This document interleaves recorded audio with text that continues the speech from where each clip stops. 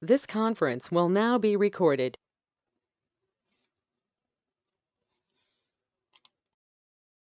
Good evening, everybody. Welcome to Introduction to New Jersey Genealogy with Regina Fitzpatrick, who is the genealogy librarian at New Jersey State Library. My name is Mary Astorita. I am a librarian at the Hickory Corner branch, and I welcome you all. Just to give people another minute to sign on, I'll let you know about some few other of our wonderful virtual programs coming up. On Tuesday, March 7th at 7 p.m., we have a creative writing workshop for those of you who are writers or want to be a writer. On Wednesday, March 8th at 7, we have Feminism in Music.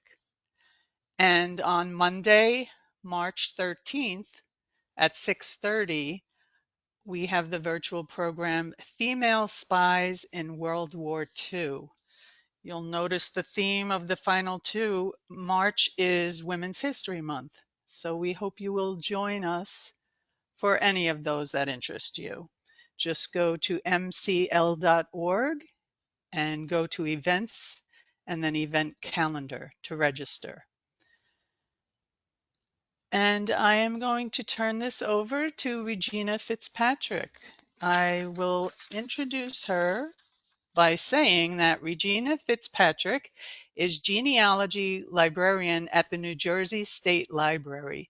In addition to the genealogy collection, an 18,000 plus item collection, she also oversees the map and atlas collection and the New Jersey State Library Archives collection. Prior to working at the library, Regina worked for the New Jersey State Archives, where she became an expert on New Jersey genealogical collections, including Revolutionary and Civil War military collections, and helping to conduct family history research. At the State Library, Regina currently provides general reference services in addition to specific genealogy assistance and teaches classes on conducting New Jersey genealogy research. Welcome, Regina.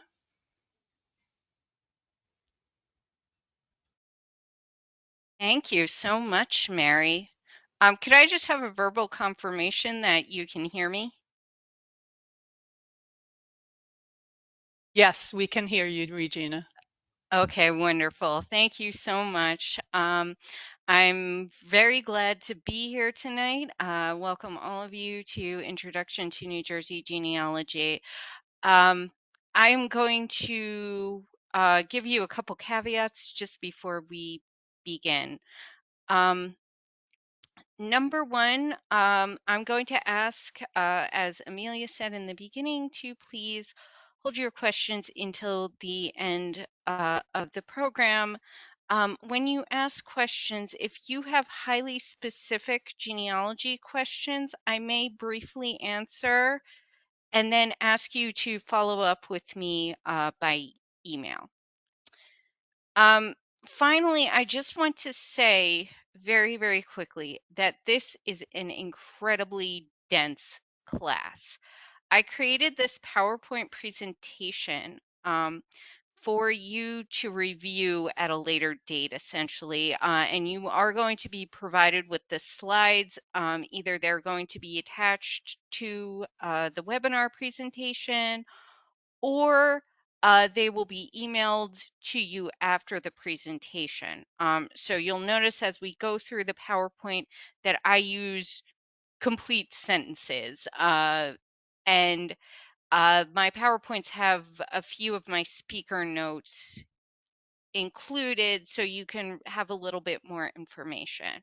So I do realize that this is an incredibly dense presentation. We are also not going to be reviewing every single slide.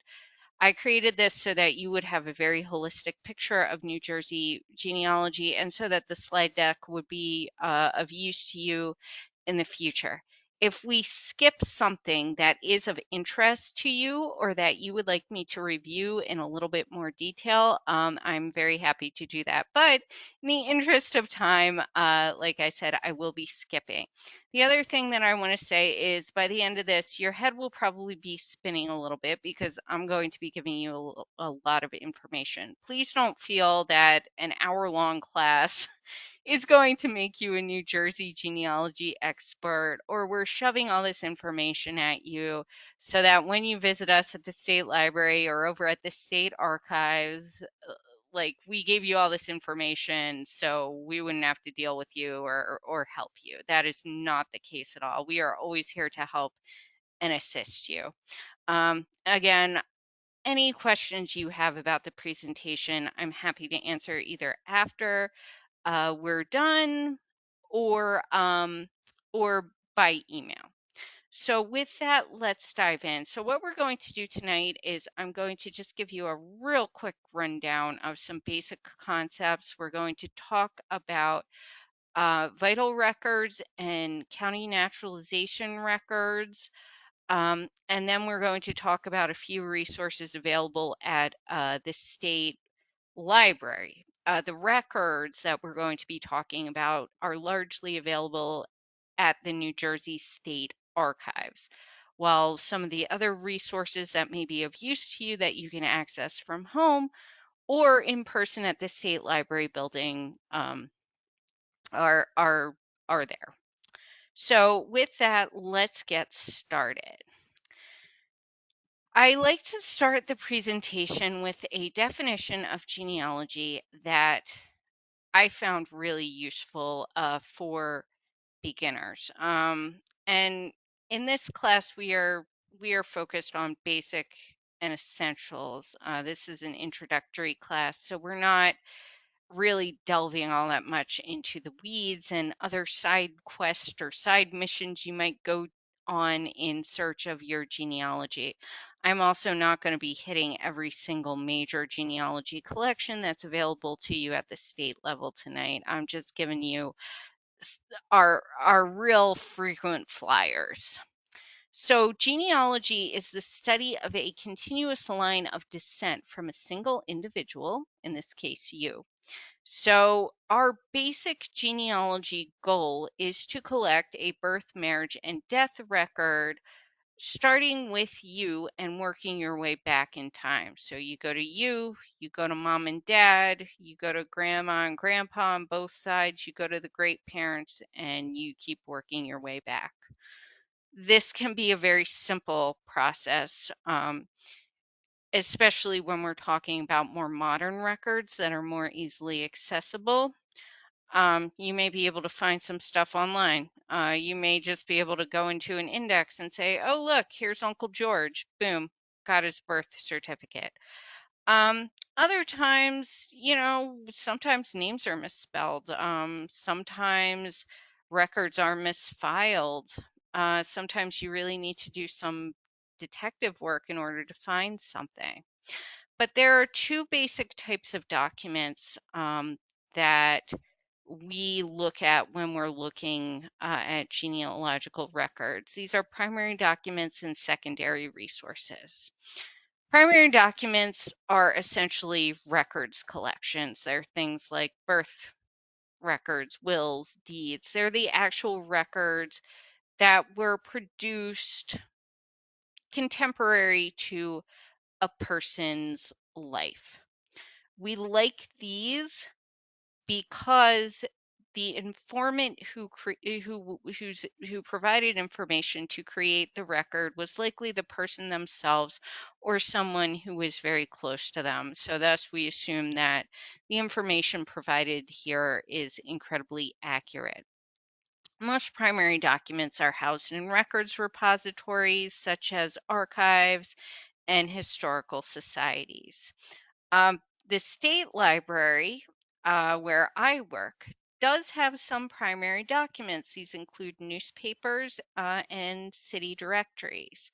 However, the New Jersey State Archives, which is a distinct and separate entity from the New Jersey State Library, they're located in a building in Trenton, 2 doors down from the state library where I work, they are the repository for New Jersey state executive branch government records. And so they have the most official primary documents for the state of New Jersey. And that includes a ton of genealogical records, and we'll be reviewing some of those tonight. So primary documents equals records, essentially. Now, just very quickly, we're not going to go over this in detail. This is a visualization of how you can use various forms of primary documents to find the three major kinds of vital records: birth, marriage, and death.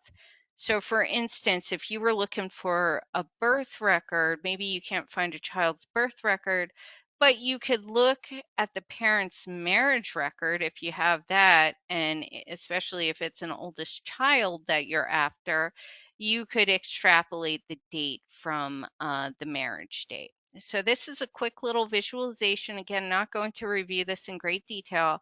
If anybody has any questions about it or would like me to review it during the Q&A, I am absolutely happy to.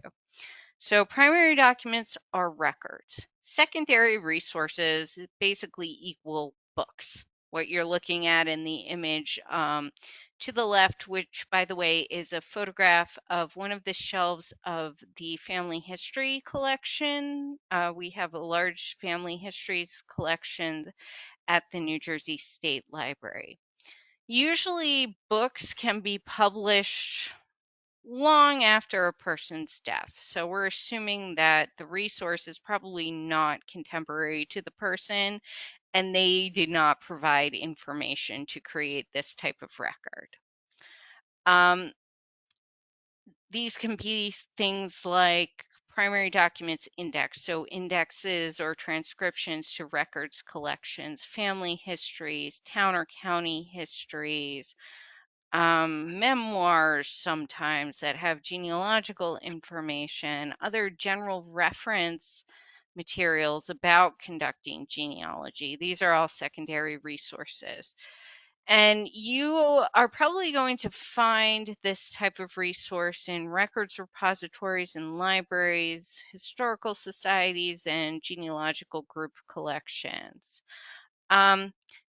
Because it was very trendy to publish genealogy books starting in the 19th century, a lot of published items were produced pre-copyright law, so they're also digitized, and these might be available on paid subscription sites such as Ancestry.com or Heritage Quest, or free online places such as Google Books, Hathy Trust, or Archive.org. My one warning is when you are looking at these older items that were produced, late 19th, early 20th century, just be careful because many times people are back then are not citing their sources as carefully as we do today. So they might make a claim about something that can't be substantiated. That said, it's oftentimes a great place to start, particularly for people with New Jersey ancestors who lived and died before May of 1848, and we will discuss why that date is significant in a couple minutes. So I'm going to spend a lot of time tonight talking about two particular records collections. The reason that I focus on these two is because they are heavily and widely used, first of all. So a lot of people want just basic information about them so that they're aware. And also because of how far back in time these records extend. So naturalizations started being collected at the county level in the late 18th century for some places, depending on when the county was founded. And vital records started back in May of 1848 and continue to the present. We are the second state in the Union after only Massachusetts, who started collecting their vital records in 1841, to continuously collect vital records. So we are spoiled rotten. So let's talk about the state vital records first. Honestly, this is what most people are after. When I get genealogy questions in the email, most questions can basically be answered by looking at a birth, marriage, or death certificate. Um, Also, we really like these because they contain biographical information that was very likely supplied by the person themselves or someone who knew them very well. So, vital records are basically birth, marriage, and death records. Some people would include things like divorce, adoption in this, but for the purposes of this presentation, we're looking at just the basic New Jersey civil vital records, which include birth, marriage, and death records. So, New Jersey birth records that are at least 100 years old and older, all the way back to May of 1848, can be ordered from the New Jersey State Archives. And marriages and deaths from May of 1848 through December of 1940 are also owned by the State Archives. Thus, records that fall into these dates can be ordered remotely. So you can order with your credit card from the State Archives website.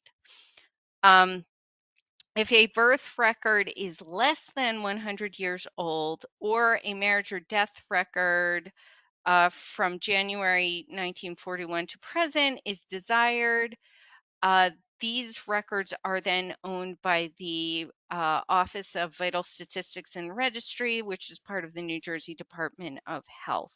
So they are the owning agencies. You cannot order the records that the newer records from the state archives. You must order them from the Office of Vital Statistics. So we're going to talk about indexes, and then on the next slide, I have some really good news for you. Many New Jersey state vital records themselves are not digitized. However, the indexes to these collections are digitized, so you can go and you can look up your ancestor online, see if they had a vital record, and then order these from the state archive, or if they're newer, from the Department of Health. On the state archives website, uh, there are indexes for May of 1848 to May of 1878 marriage records, May of 1848 to May of 1878 death records, and death records from June of 1878 through December of 1900. Make sure that you check these first, because these particular indexes that are on the state archives website are they're transcribed directly from the bound ledger books, so they're straight from the horse's mouth. They're transcriptions, so trust these and use these first. If you don't have a vital record that falls into the above category of what the searchable indexes are available on state archives. And by the way, I should mention they do have additional indexing projects ongoing. So look for other searchable indexes in the future. However, if you don't have a vital record that falls into any of these time periods, that you might want to check the state archives website. Family Search also has additional indexes that you can search on their website. Now, you would search the index on Family Search, you would still need to go to the state archives website. And for anything they don't have a searchable database for, they have order forms for. So you can fill out an order form using information that you find in indexes elsewhere. Ancestry also has indexes 1901 to 1903, and a nonprofit called Reclaim the Records has digitized both marriages and deaths, marriages from 1901 to 2016, and deaths 1901 to 2017. You can download the browsable PDF documents on archive.org, or you can look up the searchable Ancestry created searchable by names indexes for these same collections on their platform, so you can go to Ancestry as well to find these same indexes. But as I said, there's good news, and this is brand new. This happened very recently. I never thought that I would see the day where New Jersey vital records were actually going to be digitized, but guess what? Births, marriages, and deaths for New Jersey have now been digitized May of 1848 through May of 1878. I have the collection information down below. If you use the card catalog and search that collection name that you see on the bottom uh, left of the screen, the top bullet in bold, you can plug that name into the card catalog and it should come up. You can also browse the full volume of these vital records. There is a search screen in the center of the screen, and then to the left, there's a smaller, or to the right, I'm sorry, there's a smaller browsing screen that you can use. I just want to quickly point out before I go to the next slide, because we're going to be looking at an actual certificate in a minute. And I just want to very quickly say that the vital records, May of 1848 to May of 1878, so the very earliest New Jersey vital records, were not certificate records. They were ledger records. So each of these lines, and I don't know, okay, where's my mouse? So these, these two lines, these top two lines represent, this is a marriage, and the top two lines represent the bride and the groom. And there are multiple other individuals who are listed on this page. So the earliest vital record, your person is just going to be a line on the page, and that is their official record. So I just want you to be aware, because on this next slide, we're going to be looking at a later example of a certificate record, which started to be used in June of 1878. So we just talked about the ledger records for May of 1848 to May of 1878. And again, woohoo, these are on Ancestry. And I really hope that this is something of use to researchers. Again, we've got the indexes to the early records, but now they've been digitized. I'm not sure how useful going through the index is unless you need the record for any official purposes like dual citizenship or something like that. As I mentioned, starting in June of 1878, we start getting certificate records, and these were organized on a June to July fiscal year. So the fiscal years cover 1 year to the next. So June of the first fiscal year is June of 1878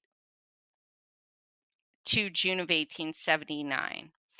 And then starting in July of 1879 through June of 1880, that's the next fiscal year. So that's how that works. The archives, again, does have a searchable June of 1878 to December of 1900 indexed on their website. And a reminder, only May of 1848 to May of 1878 vital records have been digitized. So for June of 1878 through December of 1900 and beyond, you're only going to find indexes online. So only May of 1848 to May of 1878 records are digitized. I find that most people are looking for relatives in that June of 1878 to December of 1900, or even into the early 20th century time period. So no, none of those records are digitized. Only the indexes are digitized. And Family Search has a searchable marriage index that does go up to December of 1900. So we talked briefly about the ledger records and we looked at an example. I want to talk very briefly about the death certificate of Simon Stark, which is on the right of our screen. And I just want to show you some of um, the biographical information that is included. So Mr. Stark was 48 years old. We know that he was a peddler, that he was born in Russia. We have his street address. We know how long he lived in the state. We know where he died. We know his father's last name, and we know where his father was born. We have no information on his mother other than her presumably married last name was Stark as well. We know when he died on June 8th of 1889. We know what he died of, some kind of bronchial infection. We know how long he was sick for, and we know who the doctor was who attended him. We even know who the undertaker was, and his place of burial is included. So you can see we do get a significant amount of information on Mr. Stark, although it's very disappointing since most people are looking at vital records to try to get back to the previous generation, that all we have to go on is his father had the same surname as him and he was born in Russia. And the mother, we are not sure what her surname was, but that she was born in Russia. Usually, especially as we get further, closer and closer to the 20th century, parents' names are often included in here, and that's often a vital part of what we are trying to find out so that we can navigate back another generation. But you can see that the other information that we do have on him is quite extensive and may help give us clues to fuel our search further. So hopefully that demonstrates a little bit about why these records are so valuable. This is just to very briefly show you what the State Archives homepage looks like. And if you click on the image next to the circled searchable database and records request forms, that will take you to all of the available searchable databases, including the indexes we just discussed. The To find the indexes on Family Search, I've included a screenshot for you. You'll note I've labeled everything 1, 2, 3. Again, this is something I'm not going to review in detail, but I wanted you to have this in your slides for later when you're trying to navigate through Family Search. If anybody would like me to go over this in detail during the Q&A, I'm happy to. And then there is a final thing that we're really not going to cover again. The long and short story is that Family Search doesn't recognize fiscal year, and they don't understand that the fiscal year runs either from May to May for the 1848 to 1878 records, or the July to June for the June of 1878 through December of 1900 records. So what they do is they group all the vital records for index for a particular fiscal year into the first calendar year. So if somebody died in January 1879, their death would be listed on Family Search as January 1878. So that's something to be careful about. And so the next few slides are this information and how to use Family Search to figure out what your correct fiscal year is, so that when you order from the archives, you'll put the right year in on your order form. Again, not going to review this, but if anybody has any questions about it, I'm happy to answer. So we looked at the vital records up through December of 1900. Fortunately, starting in 1901, finally they got smart and started organizing the records by calendar year, which is way better and way less confusing. When you start looking at the 1904 and on records, these records are fantastic to look at up to 1949 because they're organized alphabetically by last name within the calendar year.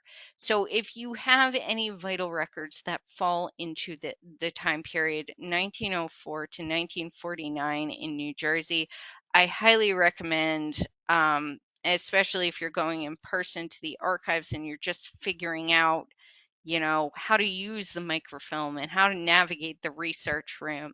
Highly recommend starting with anything that you have 1904 to 1948 because those are they're so easy and so accessible to use in person for researchers.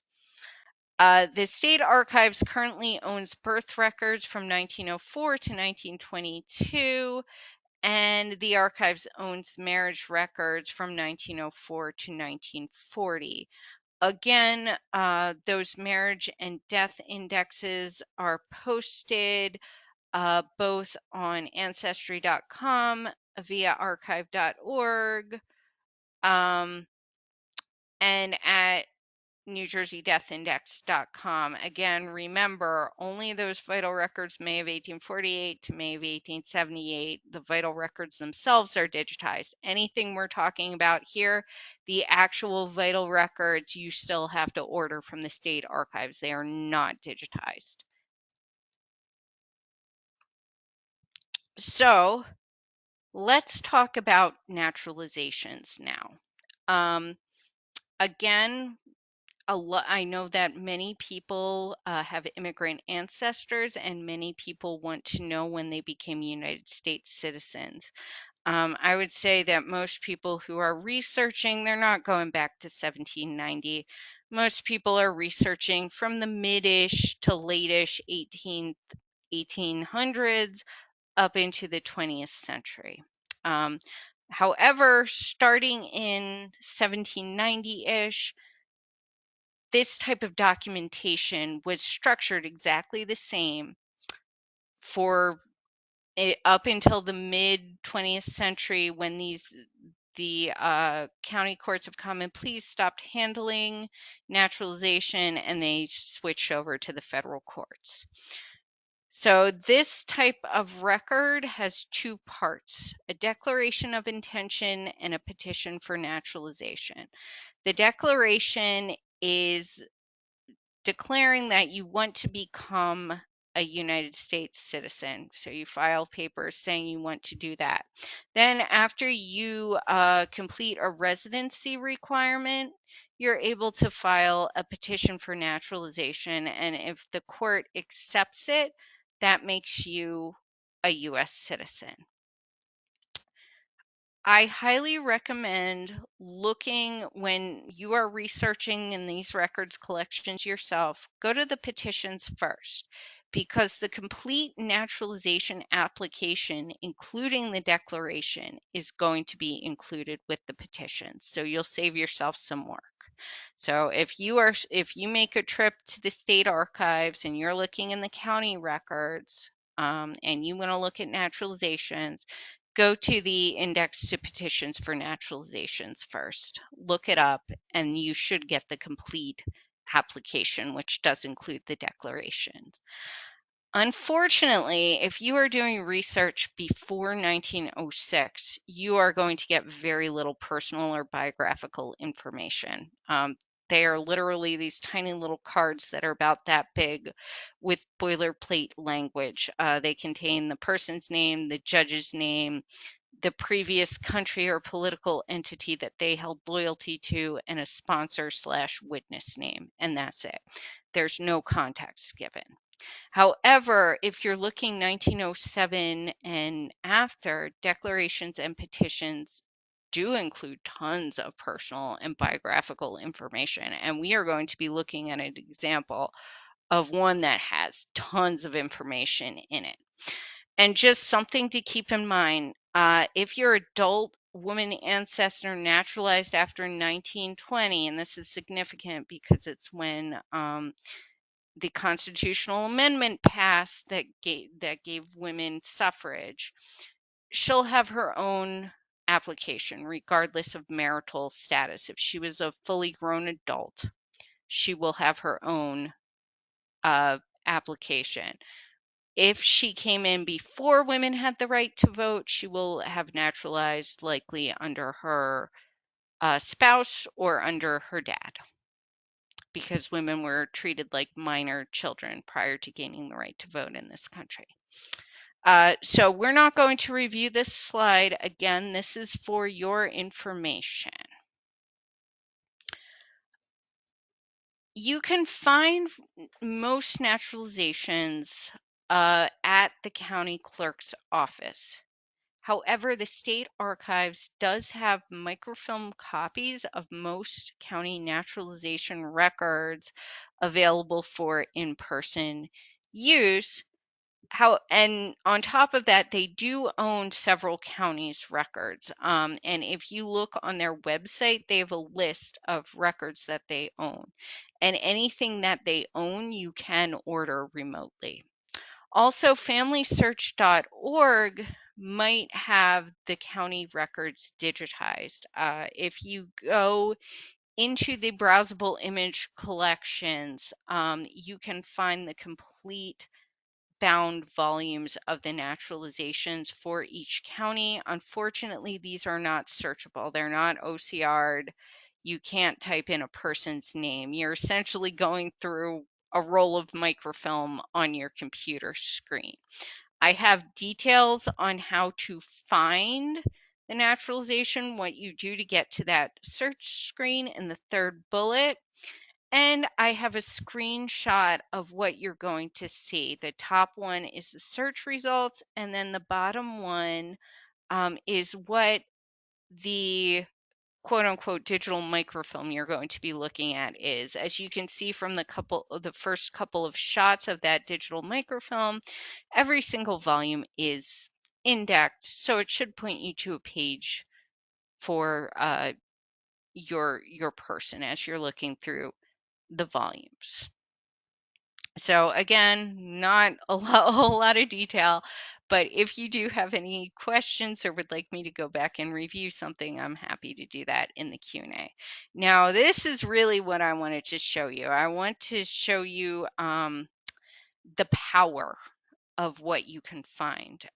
This is the complete naturalization application of Catherine Volku.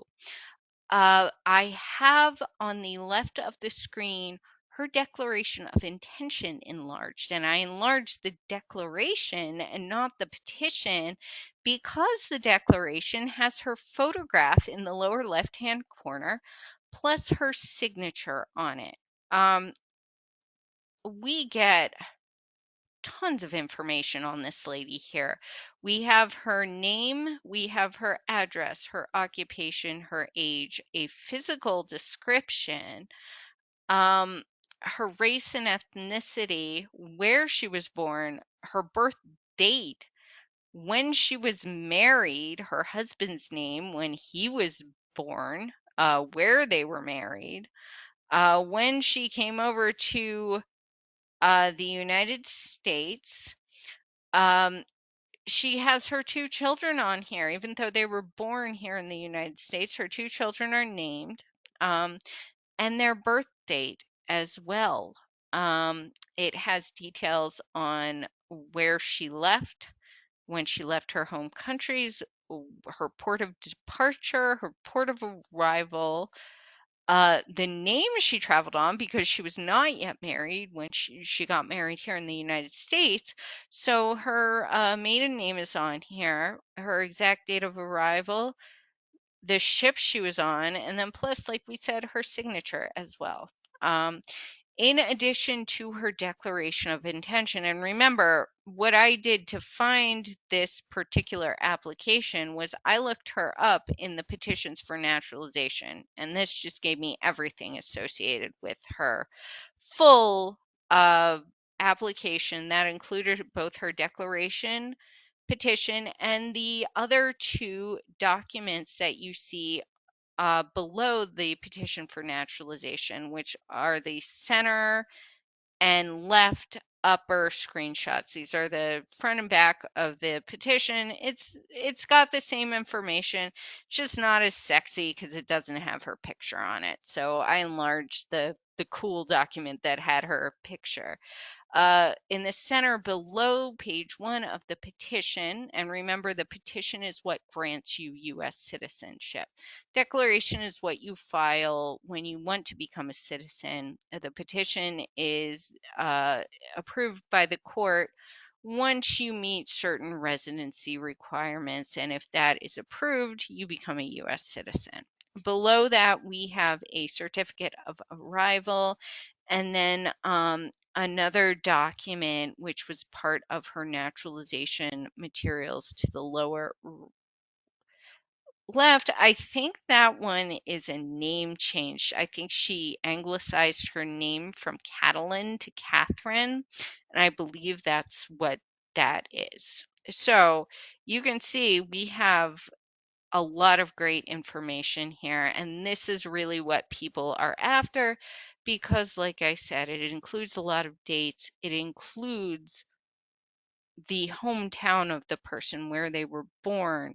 So you could then, if we were Catherine's family, we could then go back and we could pick up the search for her family history in Romania.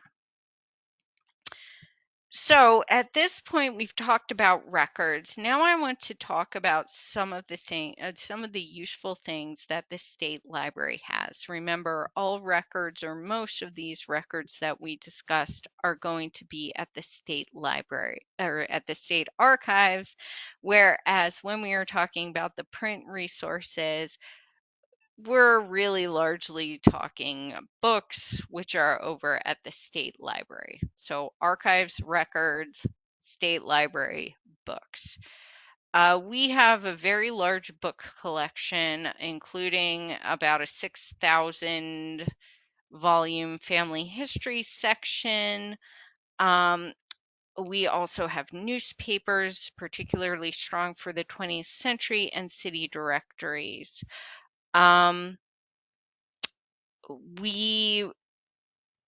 We have a library catalog through our website, njstatelib.org, which is available to you from home for 24/7, 365. I also have a genealogy research guide, which again, available to you from home 24/7, 365, and we'll be discussing that a little bit more in a minute. One of the most useful things about our catalog, like I said, a lot of the family histories were written pre-copyright law, and our catalogers have indexed the surnames. So if you do a subject keyword search in the catalog for the surname of interest plus the word family in quotes, you can look at all of our books where that family appears. We know that families are made of marriages. So if you're looking for a Jackson, they might appear in a Green or a Washington or an Ash book. So you can generate an entire book list for yourself. You can sort that list by publication date, and you can look for the ones that were published pre-copyright, and you can copy and paste titles right from the library catalog into Google to see if you can find those books from home. And then if you can't, you can always come and visit us at the state library and use our stuff here. We also have a huge collection for the regional area, New York, Pennsylvania, New Jersey. we have a ton of really cool books, including US military stuff, heraldry guides, which I just had to use pretty extensively to answer a reference question yesterday for the first time in the 6+ years that I've worked at the state library. So that was something really cool. If anybody is curious, I could tell you more about that and my experience using the heraldry books in the Q&A. We also have European and American ethnic resources, some books about conducting genealogy research when you know that your ancestor was a member of a particular religious group, and even some international resources. The book collection is not restricted at all to the state of New Jersey. So we have stuff from all around the United States and, like I said, some international resources. We want you to hopefully be able to follow your family using our collection in and out of the state of New Jersey, particularly for the 17th, 18th, and 19th centuries. This is just a screenshot of the library homepage and where you can do that catalog search to generate that book list I was just telling you about regarding the family histories and generating a list for a particular family surname. In addition, the state library has these things that we call research guides, which are curated subject websites that highlight our resources and hopefully present the information in a really organized way. So I've done one of these for genealogy. I basically used the genealogy research guide to create this presentation. What I've tried to do, because I know it's very confusing to have two entities with really similar names, and then you hear, wait, there are these county offices too? What is this? So I try very hard to disambiguate what the state library has versus what the state archives has versus what the counties have. I also have links to searchable online indexes, handouts, information sheets, and recorded webinars and recorded video tutorials. During the pandemic, I created something that I called the Genealogy in Quarantine document, which is linked there, where I tried to link you to as many digital resources as I possibly could so you could access stuff from home during the pandemic and beyond. And I've tried to keep that document fairly up to date if I can. So in addition to the genealogy research guide, which I highly recommend that you visit, we have a newspaper research guide, which tells you what we have in our newspaper collection specifically. And then we have another one called the Digital New Jersey Newspapers Research Guide, and it's a guide to where New Jersey newspapers have been digitized. So we don't necessarily subscribe or have access to all of these newspapers, but we at least let you know where you can find them online. So very briefly, I want to conclude by going over some major takeaways that I would like you to have for this presentation. So when you're doing genealogy research, I would advise that you always start with yourself and find vital records, that is birth, marriage, and death records for each prior generation in order. So you start with you, go back to mom and dad, and then you go back to the 4 grandparents, and then the 8 great grandparents, and then so on and so forth.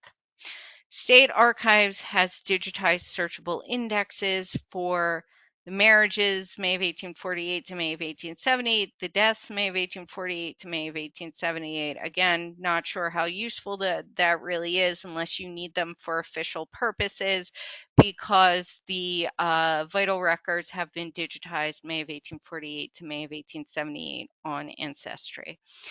But you can still use the death index, and you'll need the death index June of 1878 to December of 1900.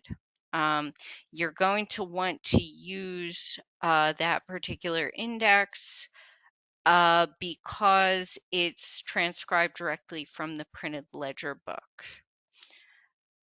And again, just some things of use that Ancestry has that might help you in your research. They've got those digitized New Jersey vital records. That's the births, marriages, and deaths from May of 1848 to May of 1878. Yay!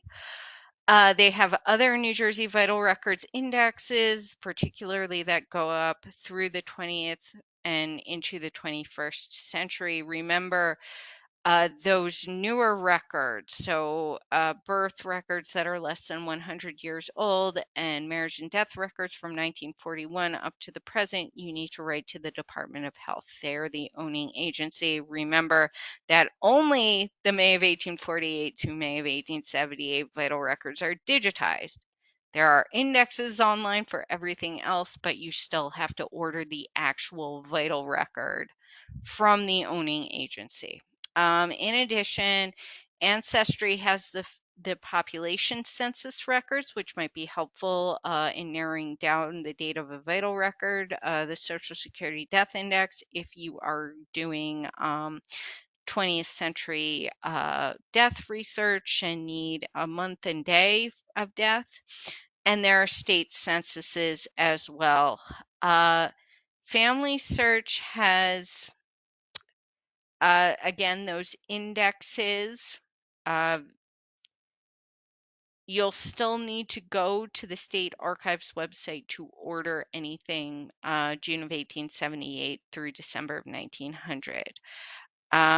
They have state censuses, which again, those are on the 5-year, and they can potentially help you further narrow down a life event, essentially. And then they have those browsable county naturalization volumes. I know that I threw a whole lot at you tonight. Remember, and I started out working at the state archives, they trained me how to do reference. And we used to have a sign on the wall that said, "You're not bothering us. Please ask us for help." So you're not bothering us. Please ask us for help.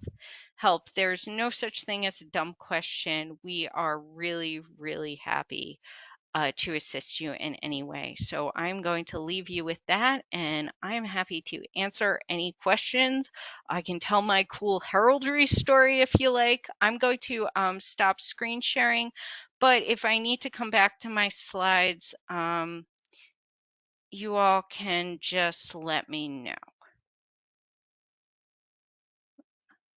Let's see, we're going to stop sharing.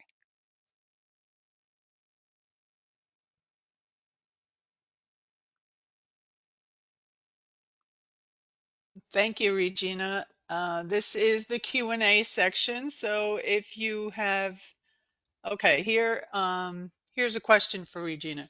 Most of my research indicate the country, but not the town of their country. Any suggestions? Well, unfortunately, if you are researching in that pre-1907 era, there's not a whole lot you can do to narrow things down. Sometimes in that case, if you know that the person died, um, I might, and you have an exact date of death, I might jump into some obituary research to see if they name where the person was born. And yeah, unfortunately, there's not a whole lot that you can do.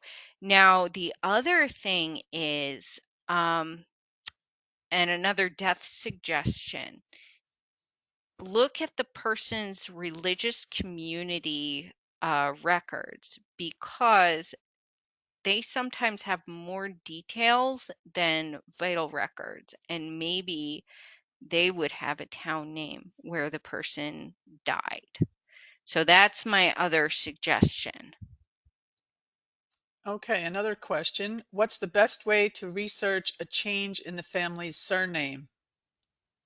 So the state archives has legal name changes that start in May of 1848.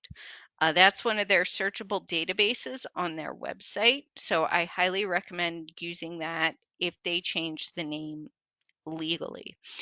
They may have been assigned a name, an anglicized name, when they came into the country. Like I know the family of Simon Stark, who, as we mentioned, was born in Russia, aka now it's in modern times, the family knows that they're from a town that's currently in Poland, but at the time it was Russia.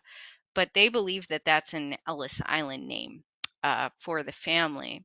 So you can check port records. I know Ancestry has port records online. The Ellis Island site is really fantastic, and that may have some indication of when and how the name is changed. But if the person lived in New Jersey, I would go to the state archives website and I would start searching that legal name changes database, because the reason that a lot of people change their names is that they were trying to legally anglicize them.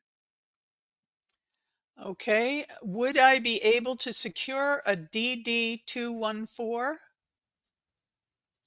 Do you know The what that is? The DD 214, that's a federal form. So you would need to go through the National Archives in order to do that. Is that one of the military ones, or does that relate to a federal naturalization? Well, I believe this is the same person asking, can I see military records?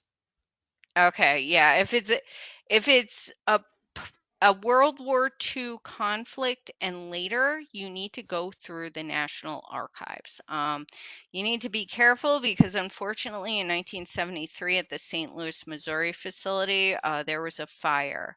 I believe most of the Navy records are intact. Unfortunately, I believe a lot of the Army records were burned, but you'll need to consult with the St. Louis facility for World War II records and beyond, and they can give you more details of what is available.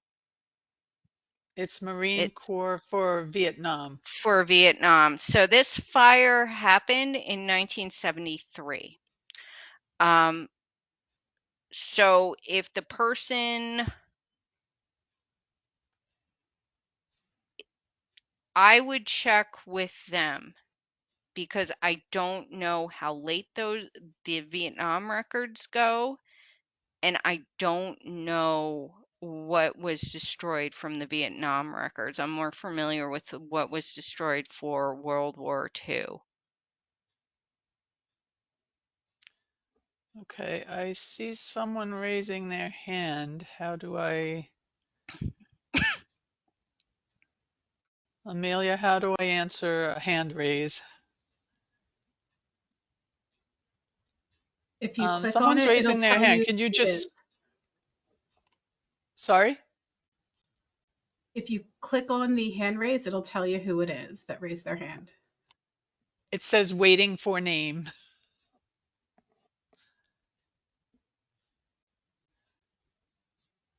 Okay, the person who has a question, if you could just unmute yourself and speak.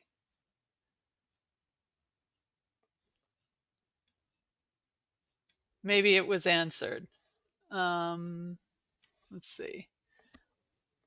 Do we have other questions or have we answered them all? So I believe the person raising their hand is the person. Okay. 1969 Vietnam. Don't know how to unmute. Oh, okay. Don't know how to Yeah. unmute myself. Again, Okay. So it's, yeah.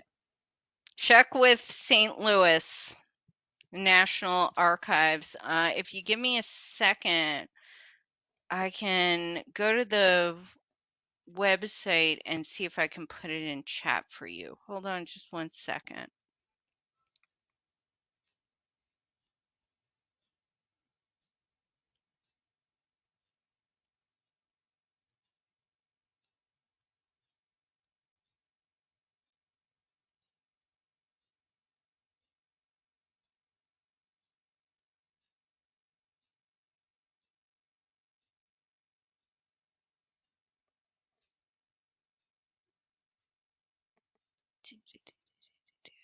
Okay.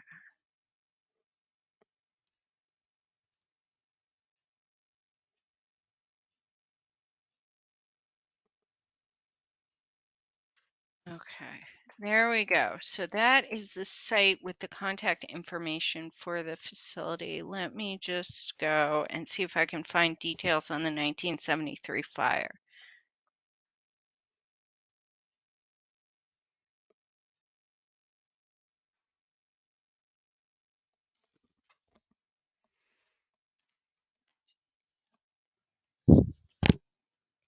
Okay,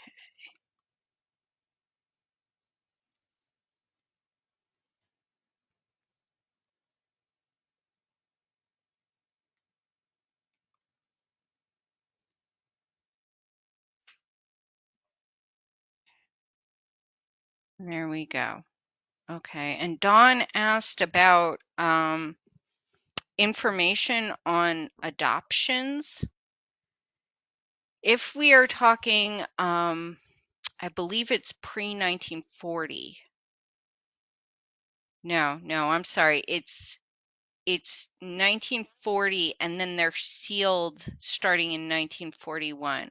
So if you are looking for an adoption pre-1941, you can go to the relevant county surrogate's office and request those records. They're unsealed. After 1941, they are sealed. Now, if you are a child who was adopted, you do now have the right within the state of New Jersey to go to the New Jersey Department of Health and ask for an unredacted copy of your original birth certificate. So you do have that option. But if you are looking for later adoptions after 1941, they're sealed. Okay, it looks like we're getting a thank you from Dawn. And I'm going to say thank you, Regina, for generously donating your time and expertise to give this wonderful and informative presentation. Um, I really learned a lot, and I hope that everyone else did too. And I want to thank everybody else for attending, and have a wonderful evening. Thanks, everybody. Bye.